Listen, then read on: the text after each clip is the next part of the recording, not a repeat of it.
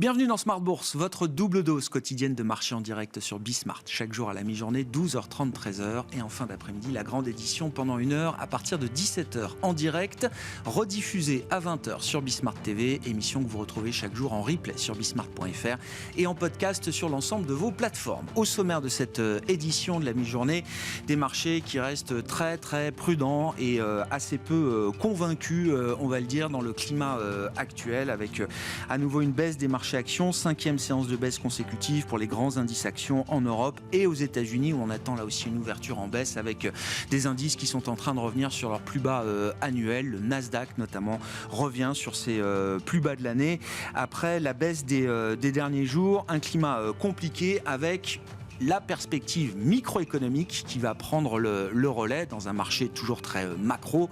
Les résultats des entreprises vont commencer à être publiés dans les prochains jours. Nous aurons ce soir, notamment après la clôture des marchés européens, de premières indications d'activité concernant LVMH, donc qui publiera son chiffre d'affaires trimestriel après la clôture.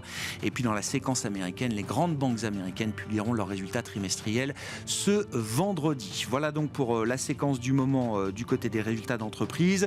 Du côté des banques centrales, la Banque d'Angleterre, à 3 jours de la fin théorique de son programme d'achat d'urgence d'obligations britanniques, est en train de montrer les muscles et d'intensifier, d'élargir encore un peu plus son programme d'achat. Est-ce que la Banque d'Angleterre est en train d'échouer à stabiliser le marché obligataire britannique? C'est une question qu'on se posera, sachant que le programme d'achat d'urgence doit s'arrêter au 14 octobre et qu'il faudra tenir encore 15 jours avant la présentation du budget global par le chancelier de l'échiquier et le gouvernement de Liz Truss le 31 octobre prochain. Comment est-ce que cette période va pouvoir être contrôlée, maîtrisée par les autorités britanniques? C'est une question que se pose le marché aujourd'hui. Et puis nous reviendrons également dans cette émission sur les enjeux pétroliers, la géopolitique du pétrole, une semaine après la décision de l'OPEP+, de couper sa production de 2 millions de barils par jour. Une coupe qui marque un précédent dans l'histoire contemporaine et qui génère un niveau de tension inhabituellement élevé, on va le dire comme ça, entre Washington et Riyad, l'Arabie Saoudite bien sûr, et Washington qui réfléchit à différentes options pour contrer la décision de l'OPEP+. La semaine dernière, nous en parlerons avec Alexandre Anglauer qui sera avec nous en plateau pendant cette émission, analyste financier chez Kepler.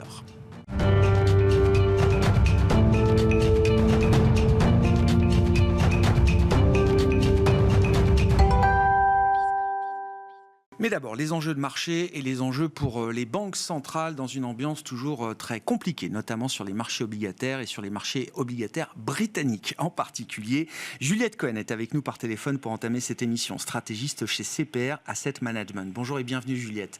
Merci beaucoup d'être avec nous. Commençons effectivement peut-être par la situation de la Banque d'Angleterre qui annonce intensifier et élargir encore son programme d'achat, programme qui doit théoriquement se terminer ce 14 octobre, Juliette. Est-ce que la BOE va pouvoir arrêter ce programme d'achat d'urgence dans 3 jours comme prévu?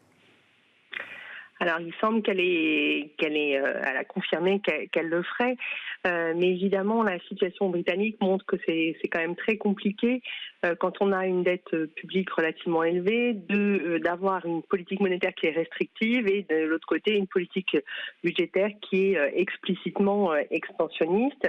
Donc, en plus, on a vu qu'il y avait des effets spécifiques au marché britannique avec des fonds de pension qui avaient investi sur des dérivés et qui avaient dû faire des ventes forcées pour répondre à des appels de marge. Donc on a vu que la semaine dernière, la Banque d'Angleterre a réussi quand même à relativement calmer le jeu. Et qu'elle a finalement acheté moins de titres que ce qu'elle pouvait faire. Là, cette semaine, ça risque d'être encore le cas, mais après, la question se pose pour les 15 jours de vacances avant que le chancelier de l'échiquier arrive avec un programme un peu plus détaillé sur l'évolution des comptes publics. Donc là, on imagine bien que le marché va aller tester encore la Banque d'Angleterre et qu'elle sera peut-être contrainte d'intervenir à nouveau pour des questions de stabilité financière. Ce serait légitime, justifiable, selon vous, Juliette, que la Banque d'Angleterre continue de garder le contrôle du marché obligataire britannique, au moins jusqu'à la présentation du budget global le 31 octobre prochain ? S'il y a vraiment un enjeu de stabilité financière, on voit que c'est vraiment ce comité-là qui a été au cœur des actions qui ont été mises en place. C'est pas du tout du ressort du comité de politique monétaire. Oui, si l'enjeu est la stabilité financière, ils sont habilités bien sûr à le faire et ils seront peut-être amenés à agir à nouveau. Mais sur le plan de la politique monétaire, la prochaine décision de la Banque d'Angleterre interviendra le 3 novembre, donc quelques jours après la présentation du budget global. J'allais dire, on remettra les compteurs à zéro à ce moment-là, d'une certaine manière, Juliette, parce que la Banque d'Angleterre va continuer de monter ses taux. Oui, tout à fait. La Banque d'Angleterre va continuer à monter ses taux, probablement de façon encore assez agressive. Elle a annoncé dans le communiqué du dernier compte rendu de politique monétaire qu'elle allait évaluer l'impact de toutes les annonces qui ont été faites par le gouvernement sur les perspectives d'inflation et de croissance, et qu'au vu de ces éléments-là, elle allait agir en conséquence. Donc, il est très probable qu'on ait un mouvement de hausse des taux qui soit assez conséquent pour le prochain comité. Certains évoquent même une hausse de taux de l'ordre de 100 points de base si la Banque d'Angleterre était amenée à penser que l'inflation allait être durablement plus élevée à cause du plan du gouvernement britannique.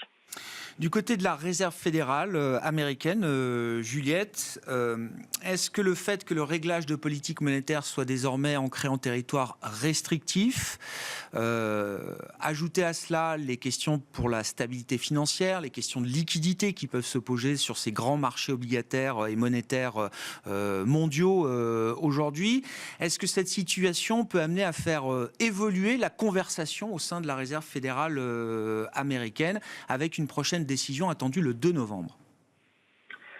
Alors, si on regarde les dernières déclarations des membres du board, on est amené à penser que c'est encore trop tôt et que l'inflation reste encore la priorité sur toute autre considération. Et on va très probablement sur le chemin annoncé des dots, c'est-à-dire soit 75 BP en novembre et 50 BP en décembre, soit 50 et 50, mais on poursuit la normalisation de la politique monétaire. Et je dirais que ce mouvement va se prolonger finalement comme attendu, en tout cas pour les États-Unis. Après, le chiffre qui va être important, c'est les chiffres de jeudi, les chiffres d'inflation.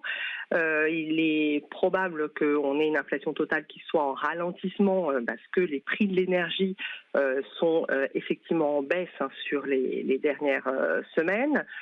Il y a une interrogation encore sur l'inflation hors alimentation et énergie, parce que la composante logement risque encore d'accélérer, mais on a un autre élément qui est important, qui est le prix de voiture, qui est beaucoup plus incertain. Donc cette inflation corps pourrait encore accélérer en septembre, et donc on a ce chiffre-là sera assez important, mais en tout état de cause, le ralentissement sur l'inflation totale ne sera pas suffisant pour que la Fed ne conserve pas la priorité à l'inflation.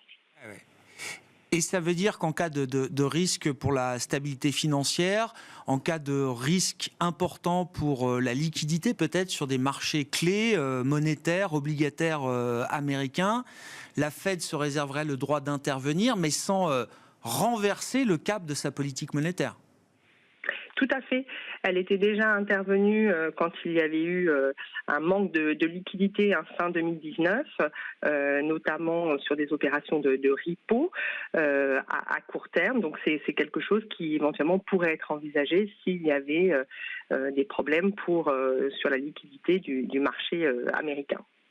Merci beaucoup Juliette, merci pour cet éclairage sur le sujet des politiques monétaires, des politiques monétaires qui essayent de garder le cap de la normalisation tout en gérant des effets de bord de plus en plus importants sur la stabilité de certains marchés. Juliette Cohen qui était avec nous par téléphone, stratégiste chez CPR Asset Management.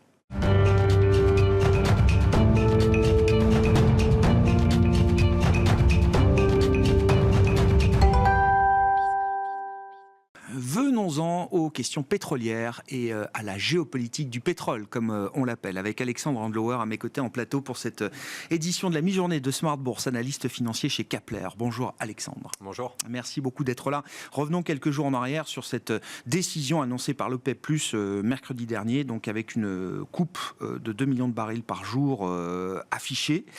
Où est le rationnel de cette décision, selon vous, Alexandre, et quel est déjà peut-être physiquement l'impact de cette décision sur les marchés pétroliers?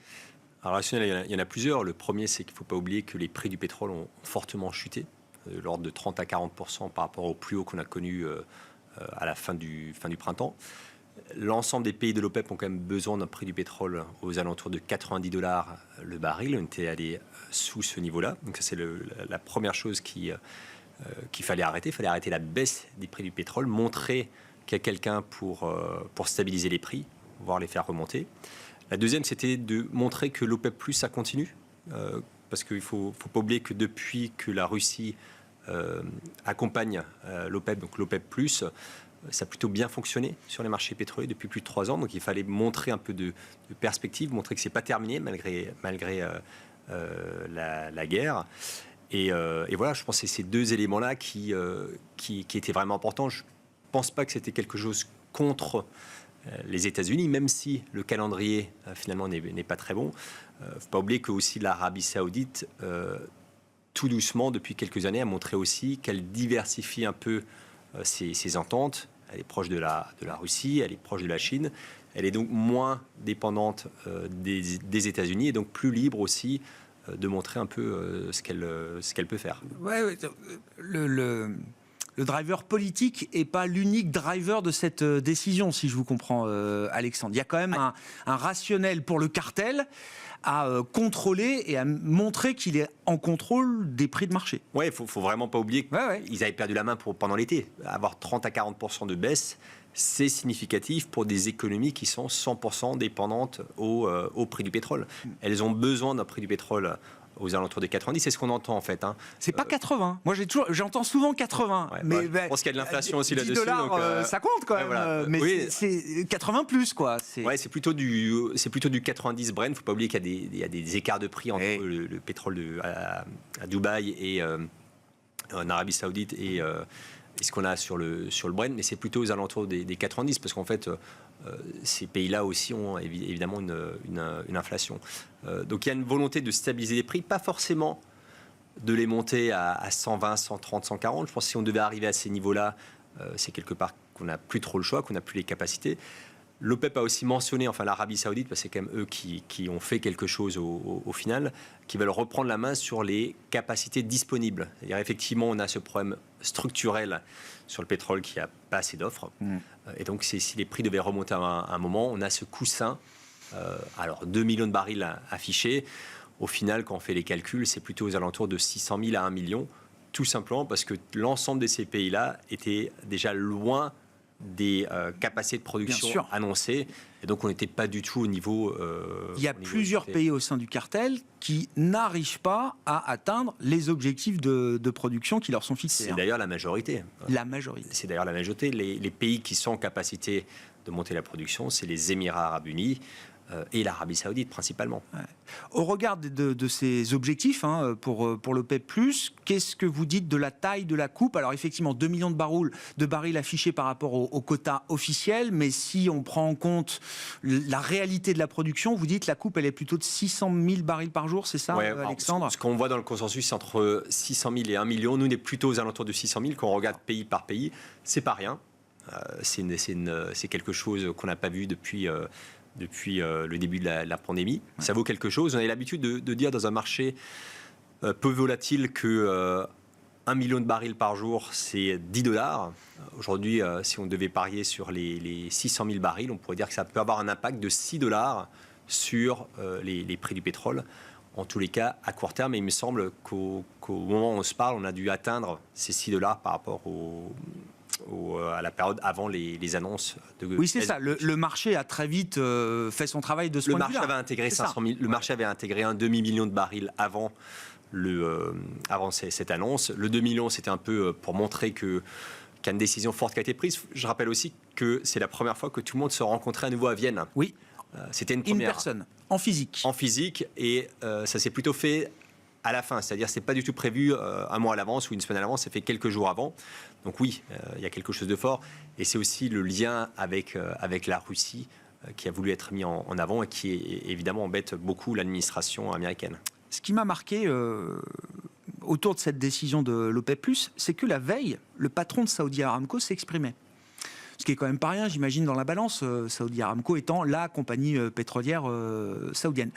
Pour alerter sur le fait que le marché, les opérateurs, se focalisaient sans doute trop, selon lui, sur la faiblesse potentielle de la demande, le risque de récession, le ralentissement économique, etc. Alors que pour lui, le vrai sujet, comme vous l'avez dit, ça reste un sujet de capacité et d'offre structurelle à long terme.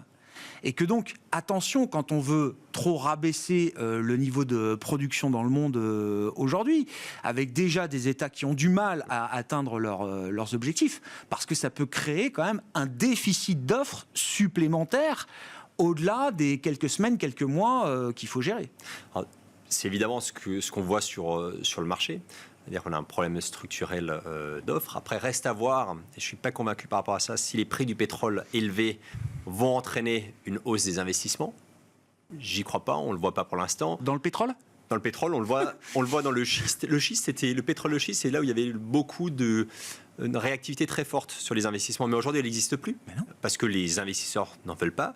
Parce qu'eux aussi ont de l'inflation, qu'on n'a pas envie d'investir en haut de cycle. Parce que les private equity qui les finançaient, elles ont des taux d'intérêt, comme vous le savez, beaucoup plus élevés. Donc je ne suis pas sûr que cette hausse de prix puisse servir à investir plus. Elle va servir potentiellement à faire baisser la demande à un moment.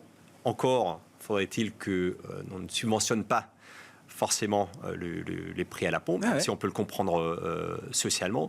Donc oui, on a un problème structurel. Oui, on va à un moment voir des prix du pétrole beaucoup plus élevés, sauf si forte récession. Comme rappeler la nature de la baisse qu'on a vue. Pourquoi on a eu cette baisse ? Il y a plusieurs facteurs. Le premier, c'est une baisse de la demande en Chine à cause de la stratégie zéro Covid. Oui. Deuxième, c'est qu'on a le pétrole russe qui a continué d'être produit. Donc on n'a pas vraiment vu de baisse de production. Mais en face, on a déjà les États-Unis qui ont déversé 200 millions de barils de pétrole sur le marché avec leurs réserves stratégiques. Donc on a eu quelque chose qui a plus qu'été compensé pendant toute cette période-là. Et on a eu effectivement la hausse des taux avec des craintes. C'est plutôt des craintes qu'une vraie baisse, parce que la baisse de la demande, on ne la voit pas encore. Donc ces trois facteurs, finalement, qui sont arrivés très vite, ont entraîné la baisse. Ce n'est pas parce qu'on a eu plus d'offres. Donc le problème a juste été décalé. Et on a l'impression qu'on va avoir des cycles, une volatilité très forte, avec des cycles sur le pétrole qui peuvent aller de peut-être 70, c'est le nouveau point bas, et peut-être 150 à 200 pour des points hauts. Mais finalement, on peut les voir plusieurs fois, parce qu'en fait, le pétrole, l'offre ne va pas revenir. Les cycles d'investissement, c'est 4 ans, c'est trop tard. Donc, il va falloir systématiquement aller faire baisser la demande. La question est à quel niveau de prix on fait baisser la demande. Pour l'instant, on ne le sait pas. La décision de l'OPEP+, alors même s'il y a un rationnel économique ou un rationnel de prix de marché derrière cette décision, a été vécu comme un affront par Washington, Alexandre. Comme on ne l'a pas vu depuis longtemps quand même dans la relation entre Washington et Riyad. Je pense que les relations en ce moment sont très froides. Elles l'étaient déjà devenues avec l'élection de Biden. On sait que le prince d'Arabie Saoudite et Trump étaient plutôt proches. Ça a changé avec l'élection de Biden. On sait aussi que sur les 10 dernières années, les relations ont un peu changé parce qu'il y a eu plus d'indépendance de la part de l'Arabie Saoudite. Là, c'est effectivement le calendrier qui pose souci, et aussi le fait d'avoir déversé, comme je l'ai dit, un tiers des réserves stratégiques, alors que finalement, l'Arabie Saoudite et l'ensemble de pays de l'OPEP vont faire remonter les prix à la pompe aux États-Unis. Donc, on ne sait pas trop comment les Américains peuvent répondre. Alors, d'un point de vue purement pétrolier, il n'y a pas grand-chose à faire. Continuer de déverser les stocks de réserves stratégiques, mais on a déjà utilisé un tiers, oui. On a utilisé un tiers. Le marché voit quand même qu'elle baisse, donc l'impact peut être limité aussi à un moment. En Iran, on ne croit pas qu'un deal puisse se faire à très court terme. Au contraire, on peut redonner un peu de flexibilité en Venezuela, mais on parle de 100 à 200 000 barils de production, et les acteurs de schiste, finalement, ils ne vont pas répondre à à des données politiques. Ils regardent leur rentabilité, ils ont des actionnaires en face, c'est pas le politique qui décide. Donc sur le pétrole, marge de manœuvre très limitée. Il va falloir chercher ailleurs une politique étrangère un peu plus vaste que celle juste liée à l'énergie. Dans une réflexion prospective, est-ce qu'on peut imaginer des mesures un peu plus coercitives de la part des États-Unis? Est-ce qu'ils peuvent garder leur pétrole pour eux, limiter les exportations du pétrole et des produits pétroliers américains vers le reste du monde? Est-ce que c'est une option? On sait qu'il y a une loi qui n'a jamais été promulguée, qui est la loi NOPEC. L'idée de pouvoir attaquer en justice pour des questions antitrust le cartel pétrolier qui est l'OPEP, qui reste protégé d'une certaine manière aujourd'hui sur le plan de la justice américaine en tout cas. Est-ce qu'on peut imaginer à terme un cartel d'acheteurs face au cartel des pays exportateurs? Comment on réfléchit à ces questions sur le moyen long terme, Alexandre? Sur la première, effectivement, on peut limiter les exportations de produits pétroliers. Très non coopératif pour l'Europe. Oui, évidemment. Oui, bien sûr. On voit déjà que d'ailleurs sur le gaz, ça pose des problèmes parce que le prix du gaz est très élevé pour les exportations américaines vers l'Europe, mais c'est le marché. Eh oui. C'est le marché qui est comme ça. Alors, toutes ces manœuvres-là vont jouer peut-être à 1 ou 2 dollars, donc ça ne va pas changer lors de grandeur aux États-Unis. Et je rappelle que c'est très compliqué parce qu'il faut un certain type de pétrole pour un certain type de raffinerie. Tout ça, c'est des milliards d'investissements. Donc il y a un coût efficacité de la mesure qui n'est pas évident de ce point de vue-là. Ça ne sera pas efficace. Alors, ça peut être une alliance politique qui fait du bien, mais ça ne va pas changer fondamentalement le prix à la pompe des Américains. Le deuxième, sur tout ce qui est mettre en place des politiques contre l'OPEP, je pense que ça arrive un peu tard. Ça arrive un peu tard parce qu'on disait tout à l'heure, quelque part, ces acteurs-là ont une production en déclin. Ce deal de l'OPEP, s'il ne se faisait pas là, de toute façon, on allait voir que la production n'allait pas pouvoir monter. Donc, je pense que c'est un coup d'épée dans l'eau aujourd'hui. Ça aurait pu être fait avant. Je ne suis pas sûr qu'aujourd'hui, ça a encore beaucoup de sens à cause de ces sous-investissements-là. Après, une fois de plus, il faut voir dans quelle mesure ça peut faire peur. Moi, je vois beaucoup quand même d'indépendance de l'Arabie Saoudite depuis 10 ans. C'est plus la même chose que ce que j'ai vu en 2010. C'est vraiment différent. Et sur les achats, c'est limité déjà. S'il y a une volonté de limiter à un moment le prix du pétrole russe, ça correspond quand même à l'idée qu'il y a un cartel d'acheteurs qui dit, moi, au-delà de ce prix-là, j'achète plus. Est-ce que ça peut contrebalancer ou équilibrer le rapport de force de manière différente? Pareil, je trouve que c'est compliqué parce que les plus gros acheteurs aujourd'hui en termes de croissance, c'est l'Asie, c'est l'Inde et la Chine. Je ne suis pas sûr qu'on puisse trouver une solution avec eux quand on voit d'ailleurs que le pétrole russe est très acheté par l'Inde. C'est quand même ce pays qui a le plus pris de pétrole russe depuis le début de la guerre. Pareil en Chine. Donc c'est eux qui ont encore l'ensemble de la croissance de la demande. Après, sur le pétrole, c'est plus compliqué que sur le gaz, parce que vous avez plein de pétroles différents, de qualités différentes, il en existe 1000. Vous avez les produits pétroliers, diesel, essence. Ça serait plein de petits cartels mis bout à bout. Donc ça me semble beaucoup plus compliqué que sur le gaz. La meilleure réponse, c'est de moins consommer. C'est finalement là la plus grande ressource, mais on fait l'inverse. Je le comprends une fois de plus socialement, mais on vient aujourd'hui subventionner le prix à la pompe dans beaucoup de pays, en l'occurrence en Europe. Je pense qu'on a des prix à la pompe plus élevés, on aurait moins de demandes et on arriverait à rééquilibrer le marché plus facilement. Mais ça, c'est une notion économique et pas du tout sociale. Oui, il va falloir du temps. Alors, la substitution s'accélère quand même à travers la question de la souveraineté énergétique européenne. Quand même, on peut dire que le calendrier s'est accéléré depuis de ce point de vue-là, Alexandre. Mais il y a quand même quelques années, effectivement, où la dépendance va être encore très forte. Je pense qu'il y a une décennie encore. Une décennie. Le meilleur exemple, c'est la Norvège. La Norvège, plus de la moitié, il me semble, du parc automobile est électrique. La demande pétrolière n'a pas tant baissé que ça, parce qu'il y a toute l'industrie, il y a de l'inertie sur les voitures existantes. Non, je pense que c'est une décennie. C'est pour ça que je crains qu'on ait des cycles violents sur le pétrole qui ne va pas s'arrêter. Il faut rééquilibrer le marché. La seule façon de rééquilibrer quand vous n'avez pas d'offres supplémentaires, c'est de faire baisser la demande. Comment vous faites baisser la demande? Soit vous avez une récession hors pétrole, soit c'est une récession qui est créée par le prix du pétrole. Oui, et on en est peut-être loin, effectivement. Le seuil de douleur est peut-être pas là. Et puis la baisse de 30% du pétrole et des prix à la pompe aux États-Unis au cours de l'été a redonné, en tout cas pendant quelques mois, de l'oxygène et du pouvoir d'achat aux ménages américains. Et c'est aussi là où, pour l'instant, l'administration Biden s'en sort pas trop mal, parce qu'on est encore loin des niveaux élevés qu'on a connus. Le prix du pétrole rebaisse un peu aujourd'hui. On pense que le marché a déjà intégré cette décision. Le marché est structurellement déficitaire, donc il y a d'autres choses à intégrer encore. Et peut-être pour les élections de mi-mandat, finalement, cette hausse sera contenue et peut-être qu'elle va un peu apaiser l'administration Biden. Cette décision de l'OPEP+, elle appelle... Qu'est-ce qu'elle appelle comme type de décision à l'avenir ? Enfin, c'était un one-off pour, comme vous dites, d'une certaine manière, prendre acte du fait qu'il y a un problème de capacité de production et qu'il faut à un moment être réaliste sur la capacité de production globale du cartel, ou est-ce qu'on peut imaginer d'autres décisions spectaculaires On peut imaginer d'autres décisions, parce qu'Abdulaziz bin Salman, il est là pour montrer qu'il a la main sur le marché. Quelque part, il ne pouvait pas ne rien faire face à une baisse de 30 Comme une banque centrale, c'est sa crédibilité qui est en jeu. Évidemment, ils étaient obligés d'agir. C'est plus les Américains, on se demande comment est-ce qu'ils vont gérer leurs réserves stratégiques. Est-ce que ça va être du trading ?